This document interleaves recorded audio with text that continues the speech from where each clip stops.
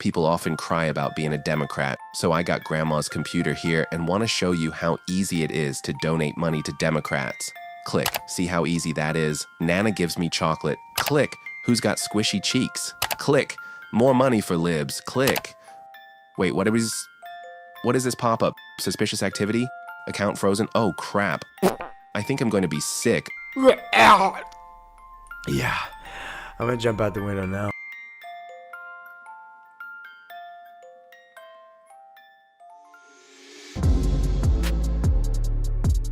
Chairman Comer, gotta tell you, man, this thing is just rotten. It's just rotten. I don't know if we have the direct evidence just yet, but man, you sure can put the pieces together and say that ActBlue must be one of the largest money laundering organs this side of the Biden family. Mm-hmm. And that's exactly how we're going to investigate this. The same way we investigated the Bidens. We're starting with the suspicious activity reports. These are the bank violations that if anyone commits a financial crime, the banks will catch it. I come from a banking background, and I can tell you there are extensive security measures in place. The banks have auditors, they have compliance officers, they have bank examiners. They catch suspicious activity, and especially if it's on a large scale and lots of different transactions. So what I tried to do, this was back during last summer, was request the suspicious activity reports from Janet Yellen in the Biden administration, and they would not reply to my request. We knew that ActBlue was getting just a ridiculous amount of money going through. Heck, my opponent that I beat by 50 points raised, several $100,000 on ActBlue, and she had zero chance. If you ranked the races from 1 to 435, that wouldn't rank in the top 400 as having the potential to win. But she was still getting all these mysterious donations. And you had House candidates that 80% of their campaign budget came from anonymous small dollar donors on ActBlue. So we smelled something. Obviously, it came out what Rubio said, that they weren't using the code on the back of the credit card. That allowed for fraud. It just didn't make sense. Like the interviewer, like the woman that was interviewed on that clip that had $180,000 worth of donations. So we requested these violations. They wouldn't give them to us. After the election, then Janet Yellen let a few of my staffers go in there, and they said, yes, there are several hundred suspicious activity reports from various banks. We got to go in and look at 12. And I can tell you they were bad. They were what we suspected. And we've requested to see more. They cut us off. Obviously, they were involved in the transition and all that. Now we've got a new Treasury Secretary. We're supposed to go in there in the next week or so and examine them all. But I can tell you there's enough that we've seen already from media reports and from the few bank violations that we've already looked at, that a lot of our worst theories are going to be confirmed with respect to ActBlue. And that's why so many people are hitting the exits right now at ActBlue. Really? So it's your investigation that is spurring on this panic, because I've seen this organization, I've seen ActBlue operate for decades, and I've never seen anything like this. Everyone's left, all the leadership's gone, the lawyers are fleeing. I mean, listen, man, when the lawyers are fleeing and getting locked out of their computers and sending threatening messages about whistleblowers, you're cooked, right? You are, and I'm going to tell you what my theory on this. Please. When you showed that clip of MSNBC saying, within 5 hours, we've raised $27 million. What a movement. This goes back to the Biden investigation, where the people that were protecting Biden would collude with the mainstream media, and they would send them exactly what to say, exactly what to print. The headlines would come out anytime we were about to do a deposition. And lo and behold, everywhere from the New York Times to MSNBC would have the exact same headline. They just all mysteriously, word for word, the exact same headline saying no evidence, the deposition was a failure, even before we would swear the witness in. And they got together to collude with the media saying, oh my gosh, look at every Democrat in the United States is sitting at home right now on their computer making numerous $100 donations to Kamala Harris and all the Democrats running in the purple seats all across the United States and in the Senate races that are competitive. And when you know the media all comes out of the gate at the same time, saying the exact same thing, then that's collusion. And that's whoever's behind the curtain, whoever was calling the shots at the White House, whoever was colluding with the media to disinform their viewers about whether it be ActBlue or the Biden's finances. That's where the money's going to come from. And I think we know some familiar names that are probably going to be at the root of this when it's all said and done. So what you're alleging here, Mr. Chairman, is that this is the largest money laundering scam in the history of American politics. Well, it could be, but I will tell you, it doesn't make sense. And if ActBlue, we've been requesting information from ActBlue for months now. If they were innocent, they would be going on TV trashing me. They would be calling me a conspiracy theorist, just like they did in the Biden investigation. But they're not saying anything, and they're leaving, and their lawyers are leaving. And when the lawyers leave, that's a pretty good sign that something bad's going on there. So we don't need to speculate. We have the receipts. And I'd just like to read through just a single one of them, if you wouldn't mind, Mr. Chairman. Carrie Alberti, not trying to pick on this sweet 80-year-old woman from Richmond, Virginia. She lives in a rent-controlled apartment, $2,000 a month. It's got to just be like a very humble little place there. Mm-hmm. Richmond's a nice city, nothing wrong with it. But hey, listen, she just happens to be an 80-year-old on a fixed income, surely on Social Security, not living large. 22,619 donations in the last 500 days, Mr. Chairman, totaling $800,397. This is a enormous amount of money. We just rounded up to nearly $1 million donated by this little old lady on a fixed income. Right. How's that possible exactly? Well, she'd have to have a pretty big credit card limit to be able to do that, because you do it through credit cards and or wire transfers or whatever. But whether it's through a credit card or whether it's through a wire transfer to ActBlue, there's a bank. It starts at a bank. That's the key to money laundering. It has to start out at a bank. Some bank has to do the transaction, and some entity has to collect the money. So it's a bank. And if that bank, if it's the same bank or numerous banks, they're going to catch suspicious activity. Here's an old lady that's her average credit card bill is $350 a month, but suddenly she's putting $15,000 a month in ActBlue donations on there. The banks will flag that, and all that information sitting in Treasury. And you're like, well, what's it doing in Treasury? FBI is supposed to look at it, all this stuff. So there very well could be an investigation by the FBI. They could have started it long before the Trump administration started. But at the end of the day, I think what you're going to see here is there was a cover-up, just like what we found with the Bidens. It wasn't just the Biden crime. It was the government cover-up. And you and I have talked about it several times, Benny. What you're going to see here with ActBlue is that there were agencies in the federal government that knew that all this money was being laundered into ActBlue. It's not humanly possible to raise that much money. There aren't enough Democrats in the United States to make that many donations, to add up to the billions and billions of dollars. Yes. It's not possible. Yes. So that right there is a red flag. And I think the sheer number of bank violations that have been submitted to Treasury is another red flag.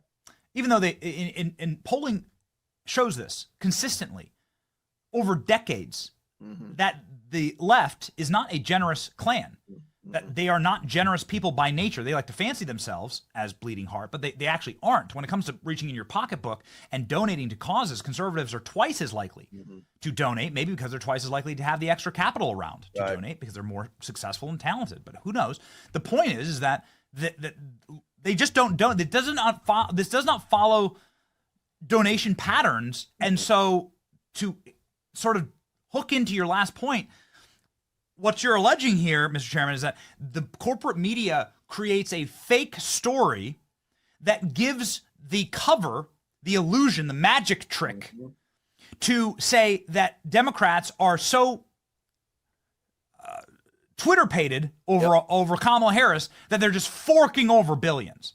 Absolutely. Right? And it's a fake story. And what that does is it is a mask to cover the money laundering that's happening by maybe a few key individuals or foreign entities, or who the hell knows, somebody in China, somebody in Iran, that is actually funneling through donors. Am I getting this correct? Because I don't have a banking background. Funneling through donors, small dollar donors, all of these donations. Yeah, it has to start with a credit card or a bank wire. So hopefully we'll be able to start tracing, and it's going to take a lot. It's going to, it's very complicated to trace a laundering scheme, a shady financial scheme. And we were just tracing one family, and it took a long time because it went through a lot of those shell companies and this and that. I don't think you're going to find shell companies here. You're going to find credit cards. And again, because they didn't have that code that Marco Rubio was talking about, it made it easier to do. People say, okay, this is a credit card. It's in Benny Johnson's name, but it's really not in Benny Johnson's name. But this credit card, with a $10,000 limit, on the first day it's issued, $10,000 gets charged to, on the credit card to all to the same entity in, tons and tons and tons of $10, $25 increments. That is a red flag. And the banks will catch that. So that's where we're going to go with our investigation. And, we tried to do this before the November election, but the Biden administration would not cooperate with us. They would not cooperate with us. But by the media saying that, remember, when Kamala Harris, when Joe Biden filed for re-election, the Democrats wanted to get rid of Kamala Harris. They wanted to put someone else on the ticket because she was an ineffective vice president. Nobody liked her. She couldn't keep staff. She had the highest staff turnover of anybody in the history of the vice presidency. And yet when Joe Biden, after the debate, they realized they had to get rid of him, and they couldn't get rid of Kamala because, that would look bad. She was a female and she was a minority, and that went against everything that they said with DEI and all of that other stuff. They came up with this. Okay, let's say there's just this mass movement of support for her. And $27 billion comes in, over, all this money, or $27 million comes in just overnight. And, the momentum starts, and the media goes with it. Say, oh, look at this. This is a grassroots movement like we've never seen. People are giving every penny they have to see that Kamala Harris is president of the United States. There was no excitement for Joe Biden, but now everybody's excited about Kamala Harris. I have seen this play out time and time again, where the media, the liberal media, colludes with some Wizard of Oz character that was operating the autopen in the White House, signing all the executive orders. Someone is telling them what to print to make it look like, the Democrats are have all the momentum and the Republicans are tanking. Right. And the easiest way to do that is to show record fundraising numbers that nobody could possibly track. That's right. Even though every time I go to a gas station that's not my normal gas station, my bank sends me an immediate text message. Yep. Is this you? Is this fraudulent? Like, exactly. Yeah. The banks catch it. The banks will catch it always. Yeah. Every time. Final question on this topic, and then one or two more places I want to go with this. Do you have any have you asked Cash? I know you were very close with Cash. Have you asked him if there's an open FBI investigation into this? Yeah. Do you have any confirmation that there's like heavier federal force being weighed upon ActBlue? Yeah, I promise, Cash, I won't talk about our conversations on interviews, but I'll just say this. I have 100% confidence in Cash Patel, and I am so excited. I just light up when anyone mentions Cash Patel's name, because I've had to deal with Christopher Wray for the last 2.5 years. Cash Patel is a breath of fresh air, and I think that we got the right guy in there. That's all I can say about that. Okay, so on a sort of broader scale, Mr. Chairman, could we see federal charges? I mean, is this the point right here? Because clearly these are huge crimes. Well, I'll tell you, we'll turn over a report once we go through all those bank violations. And again, those aren't common, like the media said about the Biden suspicious activity reports. It's not common for a bank to file those suspicious activity reports. And when you get hundreds of them, then there's a pattern of bad behavior there. So we'll go through those as quick as we can once we get in there. And like I said, I think we'll be in there in the next, hopefully within the next 2 weeks, hopefully within the next week. And we'll start going through all those. We'll issue a report and turn it over to the FBI and the Department of Justice, and we'll see what happens there. Because there's just a lot of things, especially if it's foreign money. My subpoenas don't work overseas. If they did, we would have gone a lot further in the Biden investigation. You've got to have the FBI and the CIA and the Department of Justice on board to crack the code of a lot of what's going on with the Clinton Foundation, with the Bidens, with ActBlue. I really believe you're going to find offshore accounts and things like that no congressional committee, once you get offshore, you don't have any juice. But those federal agencies do. And unfortunately, during the last 2 years, we've had the Merrick Garland Department of Justice. Now we've got the Pam Bondi Department of Justice in the Trump administration, and a guy like Kash Patel and a guy like John Radcliffe at CIA. So hopefully we can get some answers here. And if we do this totally takes down the Democrat parties we know it. Not only are they, lost in the wilderness, they have no issues or platforms other than they hate Donald Trump. If it is proven that they were cheating with these donations from bad people in bad countries like the Biden family money, then I think a lot of people are gonna walk away from the Democrat Party, because there are good Democrats in America that do believe in what the Democrat Party used to stand for. But I think this will be the final straw. You're cooked. You don't have any party anymore. That's right. You don't have a functional Democrat. They'll have to rebuild. It'll be like a Hiroshima moment. They'll have to just rebuild from the ashes. Yep. If ActBlue goes down and if people go to prison, if there are frog marches for like hundreds of ActBlue executives and accountants and people that knew about this, it's gone. The data and the value of that, it's gone. It's the value of that data and ActBlue alone. You get rid of that, the Democrat Party has no.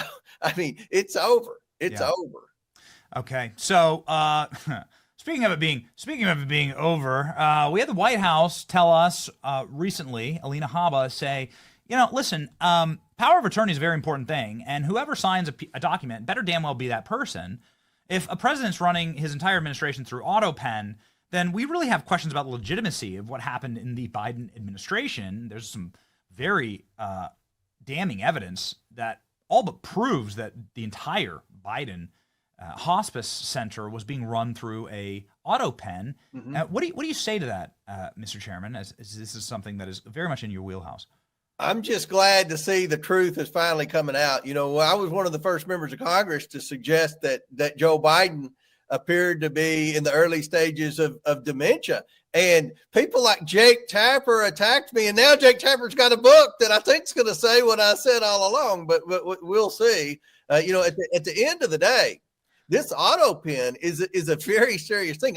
You do autopens on letters. You do autopens on proclamations like wishing you a happy birthday, Benny, or something like that. You don't do autopens on executive orders or on pardons and things like that. Especially if you've got a president that people have already, they kicked off the ticket because of things like the Hur report and a debate where he looked like he didn't know where he was and things like that. This adds to the question, who was really in charge? Was there some unelected bureaucrat calling the shots? Was the person standing behind the curtain that tells the media what to write, what to report? Was this the person that was telling some intern in the White House, sign that pardon for this person or that person on the autopen, sign that executive order? This is very serious, and I hope that we can get to the bottom of it. There's no explanation for why the autopen was used in this. There's not a single person in the Biden administration that's come out and said, "Oh, this is the reason why." Nothing. Joe Biden on vacation signing pardons when he's not even in the country. That's right. It's so obvious that somebody was clearly does Joe Biden know? So if the president, the legal question here is if the president doesn't know he's signing something, is it real? Is it real? And there's a lot of those executive orders that are bad, that change the labor laws. They did all these executive orders with the federal employees that's given Trump, to Trump proof the Trump administration, all of these federal employees that Trump is firing and that Elon Musk is talking about getting rid of, they're going to sue. And part of their case are these executive orders that Biden signed on the way up, but he didn't sign them. It was the autopen that signed them. And was he the one that did he even know about it? I mean, there are so many serious things here that are in play because of the actions of Joe Biden and that autopen in the end. And when you see the pictures of the speech, the last speech he gave in the Oval Office, and there's Hunter Biden sitting in there. I mean, my God, you think he couldn't cut a deal with somebody? Hey, you need something signed? I can do it, buddy, because he knew what the world was going to look like today, where nobody's buying his art, nobody's paying his legal fees. I mean, they're going to come repossess his Porsche. I mean, the life is really getting hard on the Bidens, and I think Hunter could foresee that. So was he the one running the White House? I don't know, but he was always there. And who was? It wasn't Joe Biden. I mean, he hasn't given one interview. He hasn't done anything since he left office. And, now that this is coming into play with this autopen, I mean, this is a very serious piece of evidence that would suggest that he may not have had any idea what he was doing over the last 6 months of his presidency. Speaker Johnson's like, I was one of the few guys that ever got to talk to Joe Biden, and he didn't know half the time what the hell I was talking about. That's right. I'd bring up pieces of legislation he'd signed or pardons he'd signed, and he didn't know. That's right. He had no clue. So man, Mr. Chairman, Hunter Biden signing his own pardon with the little machine. I've seen it all out of that family. Nothing would surprise me, Benny. Goodness gracious. Do you think Joe Biden signed that whole "I'm not going to run for president" letter? That might have been an autopen deal that they slipped through there because, I don't think Joe Biden wanted him to drop out. I know Hunter Biden didn't want him to drop out. And he apparently didn't want to drop out. He never told anyone. From all the recounts of the interviews with Pelosi, with the Obama people, right? He never agreed to drop out. Then all of a sudden he drops out. So I don't know. I don't know. Okay. Hunter, last question, because we have such a fun and storied history of talking about Hunter Biden and just simply talking about Hunter Biden as a vector to the truth about Joe Biden. And you've never used your position to bully the guy. It was just a simple through line because Hunter Biden was clearly the bag man, as you've established in all of your extensive reporting with your committee. Now the game is completely up, man. And that guy, that new filing that he has against Marco Polo, nobody's bought my dad's out of office. Now nobody's bought my art. I'm totally impoverished. Apparently my house burned down. I've got no speaking gigs. He was supposed to have a bunch of inspirational speaking gigs. No one's bought my book. Yeah. Boy, man, it must be nice to have been so right from 2,000 yards, Mr. Chairman, because you've been calling out this fraud for a very long time. Think about this. For 4 years, Hunter Biden didn't have a job. The whole time Joe Biden was president, Hunter never worked anywhere. He lived in that big mansion in California that was paid for by Kevin Morris. That was Kevin Morris's, luxury condo. He drove a car that he didn't own. The only income was the sale of artwork, and we found the only people that bought the artwork were big Democrat donors. And Kevin Morris. No one knows who paid his legal fees, and no one can imagine. You're talking millions, tens of millions of dollars in legal fees because we went up against that legal team every day. And who paid for the legal fees? So I don't care who you are, unless you're Elon Musk or Bill Gates or someone like that, you can't go 4 years without having any income and live that kind of lifestyle. There's no way to save that much money. So now you know, let's say he had his money in offshore accounts. They don't care. I mean, those countries, you know, sometimes it's not a good idea to put it. You see movies all the time where people have offshore accounts in these corrupt third world countries, and then they go to get it. They're like, no, it's gone. Sorry. You know, if you got a problem, you can go to the United States government and complain about it because you weren't supposed to have the account anyway. I mean, I think that that there's going to come a time very soon where you could catch Hunter Biden in a position where he would actually talk. And I really encourage the Trump Department of Justice to haul him in at some point in the near future and ask him some questions about, you know, do you want to tell us again? You did that deposition with Comer, and a lot of what you said wasn't true. Do you want to try to start all over and, just take a deep breath and answer some questions as to who was actually paying your legal fees, who was operating the autopen in the White House? You know, what about those classified documents that were mishandled? You know, how did they get there and who all saw them? I mean, there's so many questions that need to be answered. You know, if he gets desperate enough, maybe the Department of Justice and the Trump administration could hit a home run there. Now that would be very interesting. I have a sinking suspicion that you might know something about that process and potentially about that tool that could be used by the Trump administration. And this is something that they used on the Trump kids. Yep. And those kids got harassed. They'll scream to high heavens when they do this to Hunter Biden. But like, we know Don and Eric and Laura's on the show tomorrow. Like those kids have been harassed within an inch of their lives for this. Eric Trump is the most subpoenaed man in the country this side of Donald Trump. And it's like, it would really be nice to see that. And you're right. Like the leverage would be a really interesting tactic. Okay. Final thing. I just got to ask, because of Kentucky, fine bourbon country, fine whiskey country. There's a tariff. The French are going to put on your product, Mr. Chairman. And I know you live in the hills of beautiful bourbon country there in Kentucky. I don't know if you have any distilleries in your district. I'm sure you do. I have most of them. Most of them are in my district. Okay, well, that's a great reason to go there and do a sit-down interview sometime soon. But I wanted to just get your take on that because damn those French, right? Yeah. We're concerned about it. It's a huge industry in Kentucky. In fact, where I'm doing this interview, I'm about 2.5 miles by the way the crow flies to the Buffalo Trace Distillery, and you could probably hit a 3 or 4 tee shots and hit the Jim Beam old granddad plant from where I'm sitting. So, you know, there's some pretty big distilleries. Within I can walk out the door and smell it when they're cooking that bourbon. It's a huge industry. I have an agriculture background.